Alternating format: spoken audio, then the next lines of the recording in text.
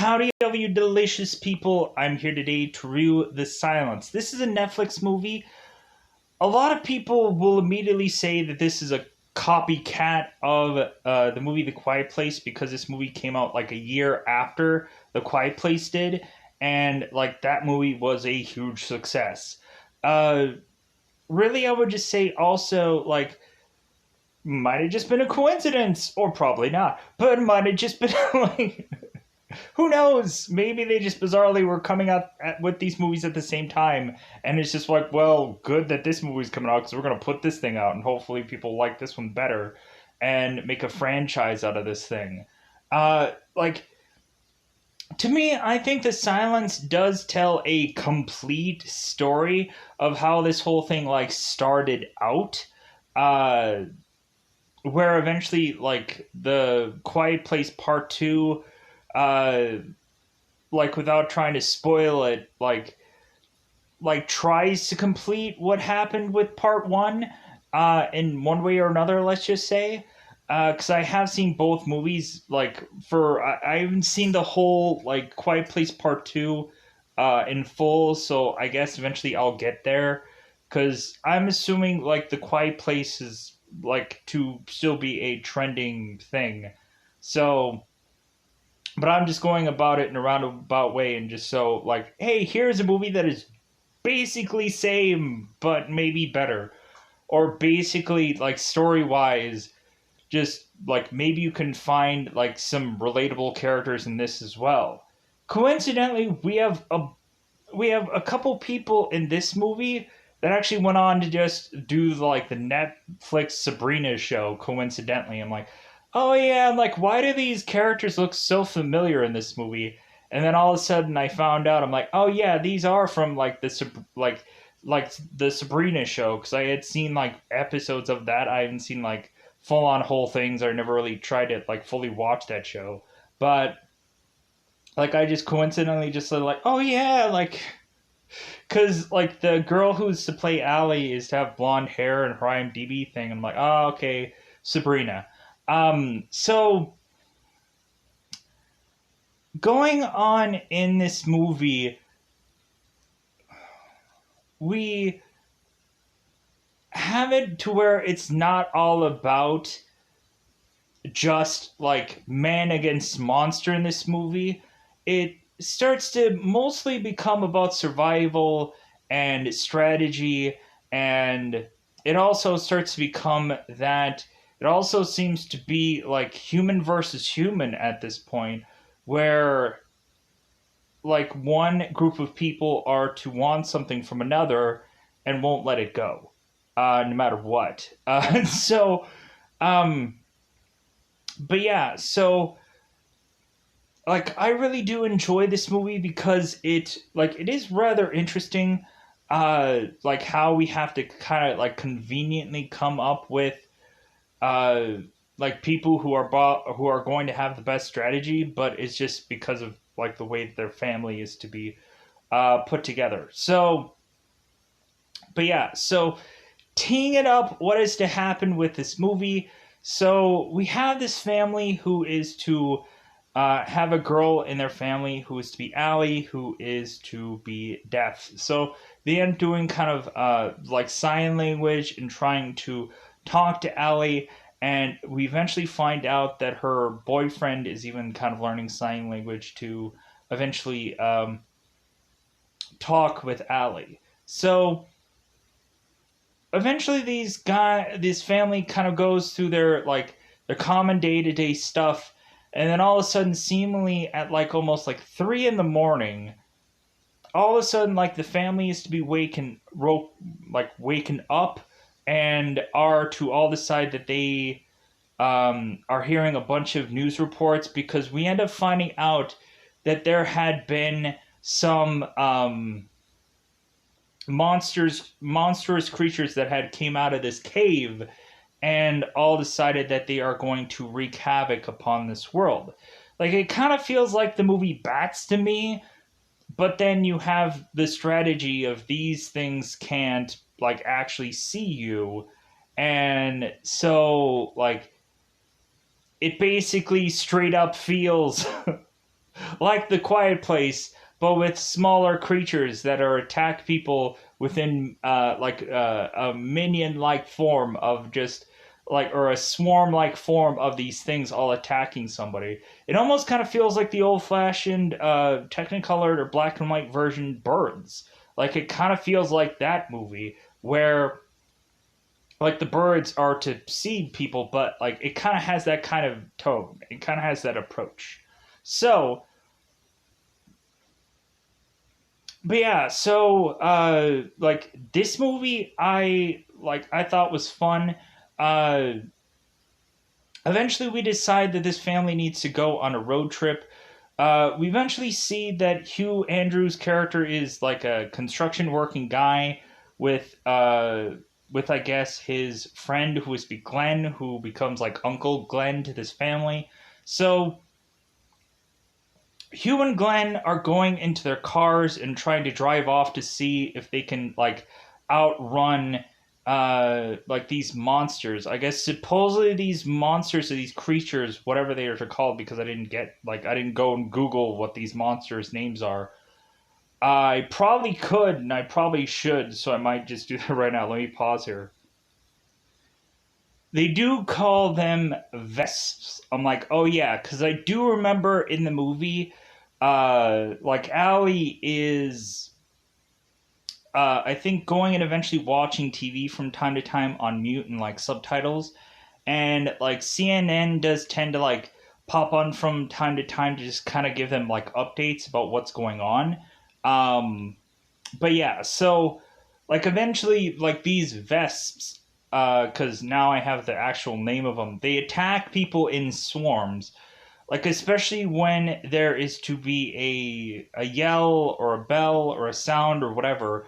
Like we eventually just start having these things like all swarm upon the level of like sound that is to be nearby. So, but yeah, so going into this movie, uh eventually we take these characters and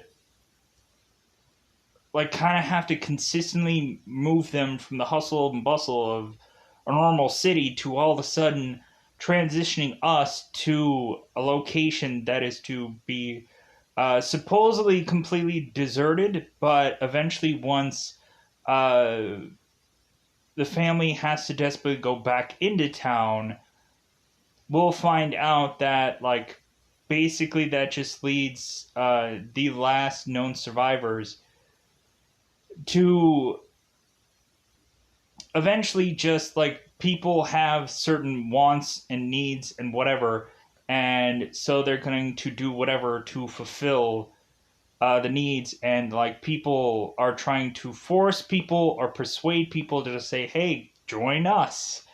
And we have like Hugh, who is just like, no, like, no, thank you, like, no, like, we're good here. Like, if anything, like we're more than good. So just go on along. Like we're gonna be nice about this, even though you're obviously a loon. Like we're gonna try to be nice. Even though Ali is saying that, like, at one point that the person is trying to like offer them salvation or whatever, Ali used to say that this guy is weird.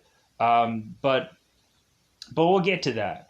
So so I think I've kind of went into a lot of stuff about this movie. Let's go out of our way to say that it is about that coveted time again, to go into that double five time territory, because it is as often as per usual. Spoiler time, spoiler time. It's about that time to spoil this movie. So, uh, let's go into it.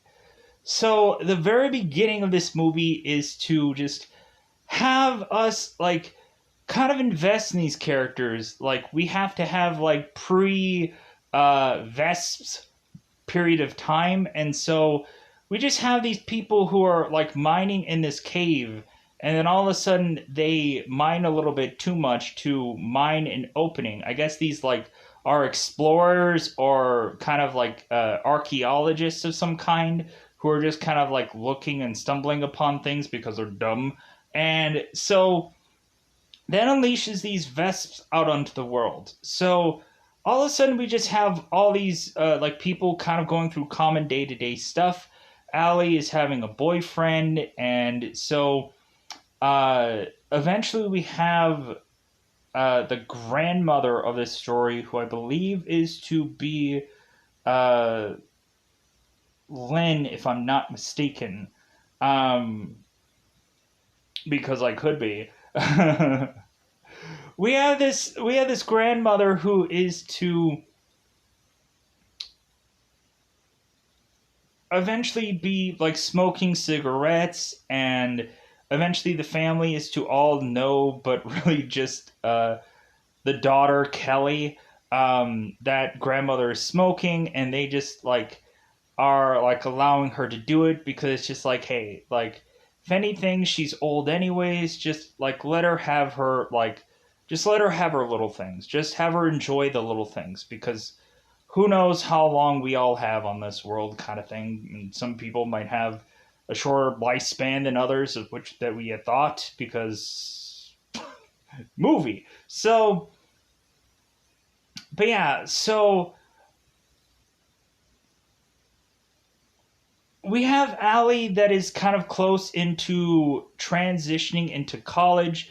It seems like Allie is doing very well for herself, and it seems that Hugh is talking to Glenn um, at their construction job, and Hugh is just like, man, like it's gonna be like so expensive to like take my daughter to college, and and Glenn, you're gonna know that one day eventually when you decide to have a wife and kids and any number of things, and so Glenn is just like, yeah, man, like, isn't it great? And so, like, Hugh is consistently telling Glenn, it's like, yeah, man, I'm just gonna keep living, um, like I have your life kind of thing, and that I have no problems and no worries. Glenn is asking Hugh, like, where do you think that Allie's gonna end up? And Hugh is hoping, like, well, I hope it's NYU. NYU seems like a local school, and like I just want to just kind of be able to like help her out the best I can. And so like it's really nice. Like it's kind of like there's not a moment where like this family is just like trying to be controlling of whatever the situation is. It's like, hey, whatever happens is whatever happens. Like, hope this all works out. So eventually Allie is off with her boyfriend, and her boyfriend, who I think is to be Rob, uh, because Jude is their youngest son. So Allie is going out with Rob, and so Rob is mentioning that he's going car shopping soon, and but eventually, while this is to like all to happen, Rob is like, well, I guess I'm not going to be going car shopping. I guess not, because like this like whole place is like wreaking havoc. I'm like, when looking at it, I don't think the cops are going to be looking at anybody who's like, hey, like, could this person actually drive or not? Does he have a license? Like, I think everybody's going to be scrambling to get the heck out of whatever, get the heck out of Dodge, and so nobody's going to be looking for papers for anything. So if this guy like gets a car and gets and scrambles the heck out of there, because eventually we find out later on in the movie that Rob's parents are both dead, and now he's on his own. And so Allie is to like eventually tell Rob, it's like, well, maybe I can like give you my address, and you could like meet with me, and so you can be safe,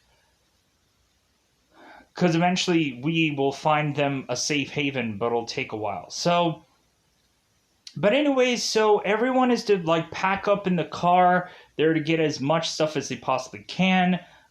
We have the grandmother who's getting all the medication and is like basically just putting all the medication in Kelly's purse, and she's like, I don't want this kids to see us like crazily packing up like this. Like we don't want them freaking out. And Kelly's like, I get it. Like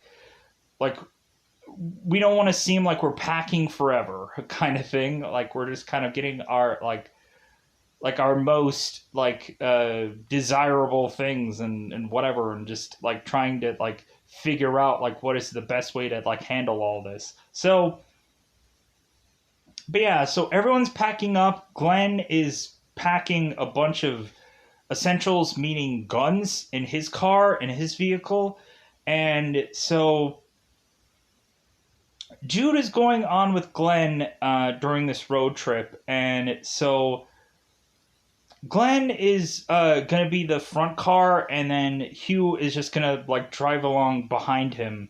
And so Glenn is calling them and mentioning like, "Hey man, like if anything gets rough, like I'll let you know."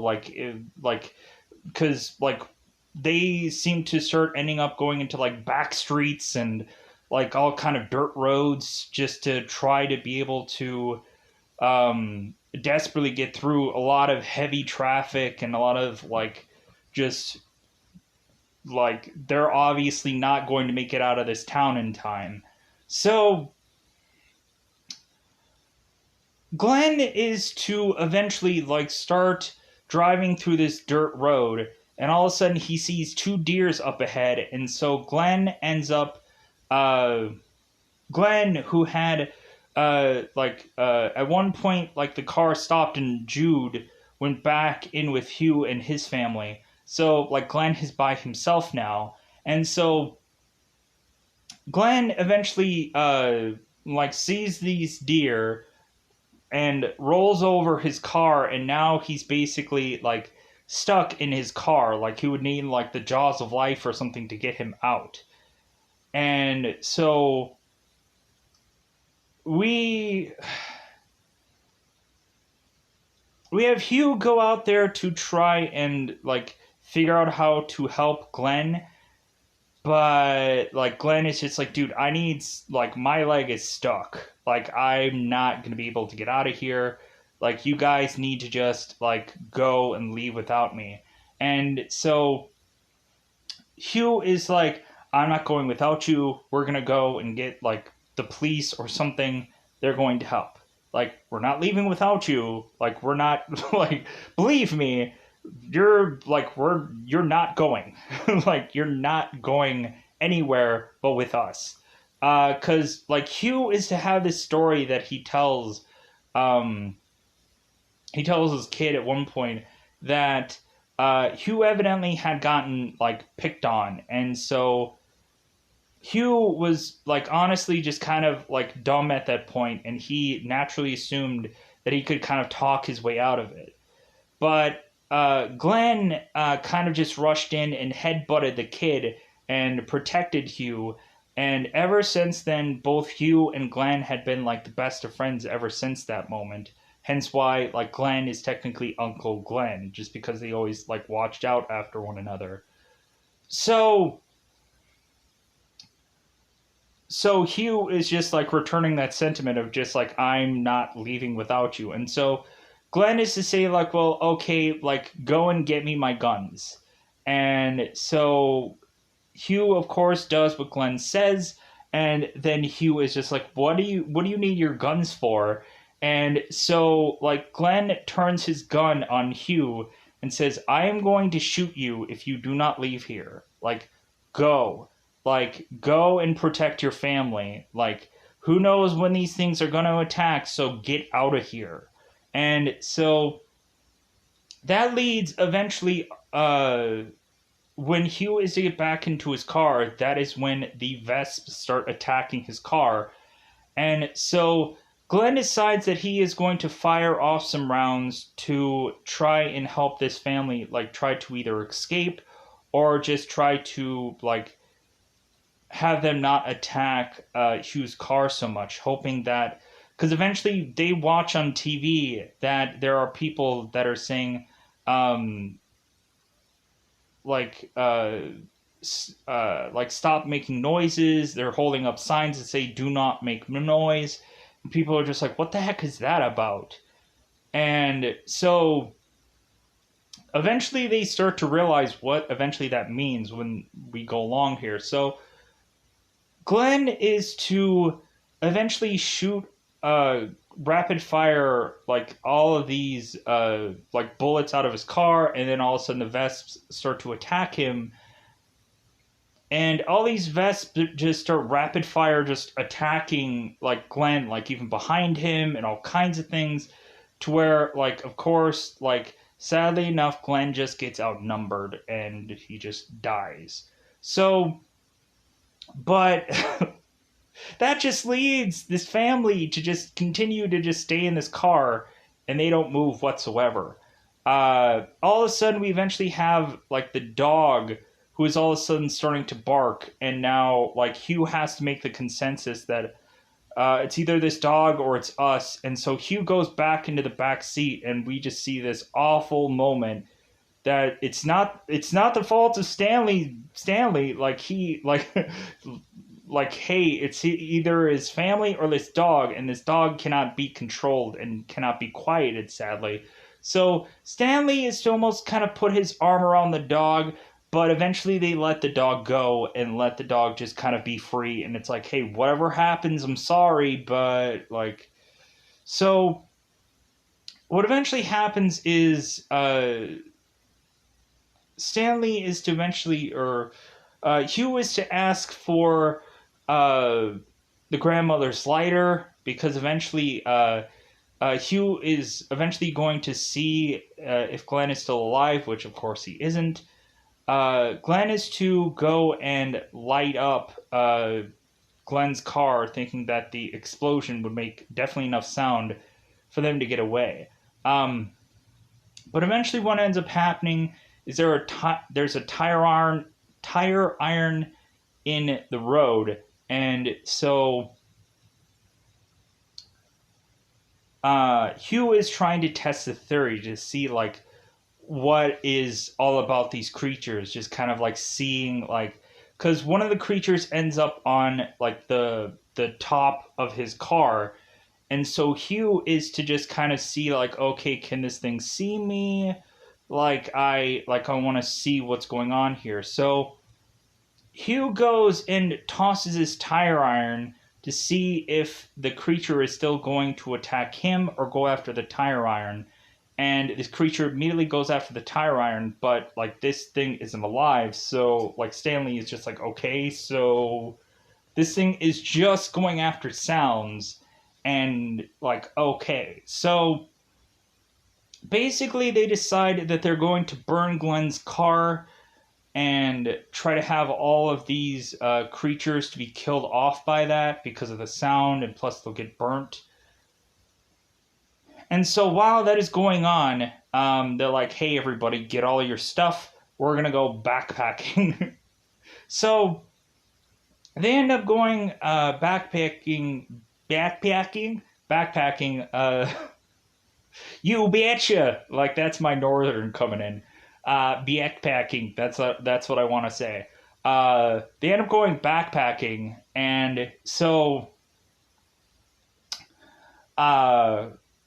they push on to eventually get into the most like out in the middle of nowhere kind of spot, and they keep heading into this like foresty like area, which is to lead them to this one cabin where this woman is none the wiser about anything that is to be going on. And so these people all eventually like make it to this fence to try to like slowly but surely like open this fence, to all of a sudden find out there's this like bell thing on the very top of the fence. And so all of a sudden we have this old lady's like, hey, you're trespassing on my yard. And so this girl is like having a shotgun. She's firing the shotgun out. All of a sudden these Vesps just swarm her and just tear her up, shoving her in some kind of like, it looks like a well, but like it doesn't seem like that. Like I thought, oh, is she just going to fall into this well? But it's not that at all. So what ends up happening is Hugh is just like, well, okay, like I am just going to have to go through this one little side drain thing here, this little tunnel of a thing, and like make it through this part here, and then just kind of see in this cabin of who's inside, and then I'll just like call everybody over. So what ends up happening, Hugh is to knock some dirt, which is to all of a sudden wake up this snake, I guess, who had been sleeping. And I guess it's a rattlesnake of sorts. So all of a sudden, Hugh is to give the old coast is clear. And so all of a sudden, we have the rest of the family making it through this little tube or tunnel or whichever, uh, like a drainage kind of thing to make their way to this spot. So all of a sudden, the very first person is to notice that there is a rattlesnake there. The rattlesnake is making a noise to spawn one of the vesps to go and kill it, but now they're kind of like stuck because also the other vesps are making their way through the opposite way of things, and all of a sudden they are starting to attack Kelly's legs. To where eventually, this is like another one of those scenarios where it's like, oh crap, this woman is to get really freaking hurt, and like she's in a lot of pain, and now they need antibiotics, and there isn't any. So they're trying to do the best they can to heal this wound, but they need antibiotics, or this girl is going to probably have to lose her leg. So that's going to suck. So, because like the Vesper just going out of the way to just nibble the crap out of this woman's leg, which is great, right? Just scraping this girl's leg. I'm sure it was hugely painful. So, but yeah, so what eventually ends up happening is there is a yet another sound created, so that way the Vesps like kind of get away from the spot. The whole family end up making it to. Hugh ends up like starting up the wood chipper, which immediately just kills a bunch of these things. Which I'm like, yeah. So that sound distracts him and kills a lot of them, and so Hugh is to apologize for the mistakes that he made. He didn't realize anything, and it's like, no, it's fine. Like you didn't know any better. So. Uh, that leads us to eventually having them like we now have like this signs kind of moment where people are just kind of bunkered into this home and they're just kind of like finishing up whatever like scrounges of food that they probably have left in this place. So but yeah, so Allie is to consistently go on and try to call her boyfriend, and that's when she hears that her boyfriend's family is dead. So, like, eventually they're watching some CNN through subtitles and, like, they're getting to know some information. Evidently, like, Vests don't like cold climates, so I guess probably these people should head to cold climates to be safe. I'm thinking probably, like, Canada or probably Antarctica, probably. Well, like, any kind of northern state is pretty cold enough. Like, you get to a pretty decent northern state, decent meaning like temperature wise, like yeah, like vests aren't gonna like. It gets pretty cold in certain northern states. I would know for whatever reason. So yeah, so it all is defined on what these things would actually be tolerating. And plus, also, you would really be in desperation to just be in a vastly distant area that you can possibly get to. And so, if this is not America, then like any head to Antarctica or head to like Greenland. Because Greenland is ice and Iceland is green. So yeah, head to Greenland. Head to a freaking cold freaking place that you could possibly find. But anyways, so what eventually ends up happening is they're like, okay, we gotta go to get antibiotics. So both Allie and Hugh go out to scavenge, and that eventually leads them to go to this pharmacy. And of course, wouldn't you think it, there is a monster or there's a vesp that appears there. So what ends up happening is they're kind of like they can't get like out of this place, and so they end up just like putting fire to a mop and then just kind of like putting it in front of a sprinkler. And so all of a sudden there's like this big huge alarm that goes off, and all of a sudden like the Vesper are all attacking the sprinkler, and they're like, dude, let's get the freaking heck out of here. So all of a sudden both Hugh and Allie are causing a huge commotion. All of a sudden we see this priest who is to all of a sudden try to stop both of them and be like, oh, hey, I'm Reverend so-and-so, because I didn't know, because I didn't check his name up. They just call him the Reverend. Great! So he doesn't have a name. So he's like, hi, I'm the Reverend. The is my first name. So the Reverend is to just say, like, hey, like, I can give you guys sanctuary, join my church. We'll we'll throw you a bath, or like we'll throw you a party, a very quiet one, but we'll throw you a party for joining our church. And so Allie is just like, this guy just looks a little weird. And so Hugh is just like, you know what, no, like, I'm sorry, like, yeah. Yeah, but this priest is like trying really hard to get these people here. But eventually the Reverend is to just follow them anyways. We find out that this Reverend, he cut off his own tongue so that way he wouldn't talk. So I'm like, you have a group of people that I guess all just cut off their tongues so they wouldn't talk. I'm like, man, could you just enjoy joining that group?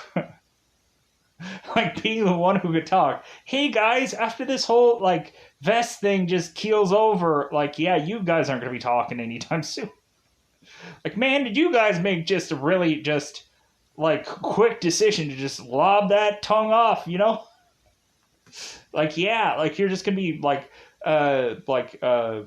writing in books for the rest of your life, because unless you want to like learn sign language. But like the whole writing in the book thing was like a really clever thing.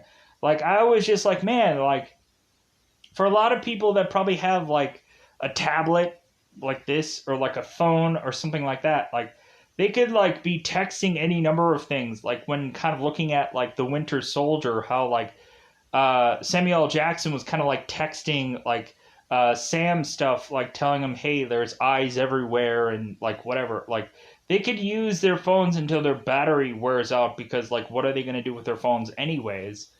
Like here would be the one crappy thing though, if you had your phone on you and you were getting like freaking robocalls or whatever, like you definitely have to shut those things off. But like because Hugh mentions like, hey, like silent your calls, like vibrate them or whatever, because like we don't want to get freaking attacked by these things.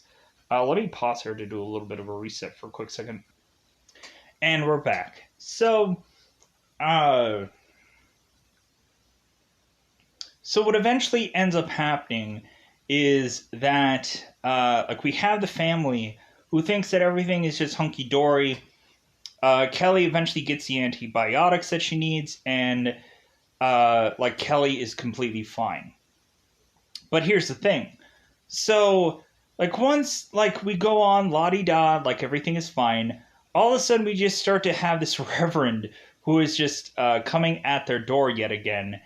And the Reverend is just like, hey, like, are you sure that you guys don't want to join our flock? And like Hugh at this point is just like, no, like I'm sorry, like I don't know how to get this through to you. We are just not interested. Like how can we like say this any other way? But sorry, like Hugh eventually like writes it out, and so the Reverend reads it and he's just like, like, well, like here's the thing though. The Reverend is to eventually like tell Hugh, it's like, well, the young girl that you have, she's still fertile. And so Hugh was like, oh, all right. Well, evidently you guys just don't know when like no is an exceptional answer. So I'm going to give you an exceptional answer. So Hugh goes back in, and I'm not saying any of this dialogue because you can't say it, but I'm like in head piecing things together. So Hugh was just like, okay, all right, so I'm gonna go and get this shotgun here and let you go away. Goodbye, goodbye, group of people. And so the Reverend is just like, you're not gonna do this. Like, if anything, like the Reverend is just like writing out and just having a word that says shh. Like, you're not gonna use this. It's dumb. You're stupid. You're not going to do this because it's too loud. Man, if they just would have perfectly had assassination guns or silencers like The Walking Dead did, like, man, would these people be freaking scared of, like, silencer, baby. like, uh, they should have came up with, like, a homemade silencer for this thing.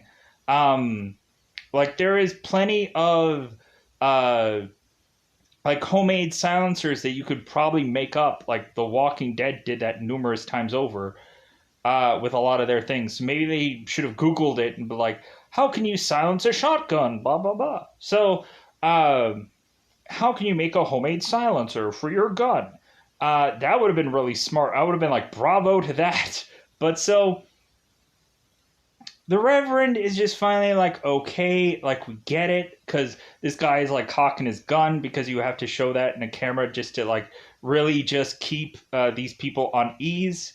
Because if he already had the gun cocked, then like he wouldn't have shown like he's serious about this. So the group eventually is to end up leaving, but all of a sudden, like during the middle of the night, we all of a sudden have one just kind of random homeless girl that comes into this home, and they're like, "Oh my god, who is random homeless girl? Who are you?" And all of a sudden, they end up finding out that this girl is attached to these people. And so this girl is to all of a sudden have this like cell phone device on her that is causing all these Vespers to be on here. We all of a sudden see that this like home is all of a sudden duct taped with cell phones like all over the house. And eventually, once the grandmother and Kelly and some of the girls are to make it down to the basement, eventually they end up getting grabbed by two of the Reverend, I'm assuming, guys who are all dressed in these like hoodies to you where you can't really see who they are. So, so eventually what ends up happening is that uh eventually like all these like people are going to have to forcibly like wrestle with all these guys. But eventually, what ends up happening is the grandmother goes and grabs these men and all of a sudden screams for all these Vesps to come. So that way, like, these guys could die as well as, like, the grandmother forcibly has to. And Kelly is watching her own mother die right in front of her. And it's like an awful scene, but it had to be done because it's just an outnumbered scenario of things. So, like, you know what I would have done? I would have just been like, okay, motherfuckers, like, I'm going to go and find every one of you, and I'm going to find where you live and burn it freaking down. And oh, if you leave and go somewhere else, guess what's going to continue to happen? Like, I am just going to make it to where there is no escape for you, and, like, it's survival of the fittest, baby. And there is no law here anymore. So you are going to freaking die. So, but yeah, so,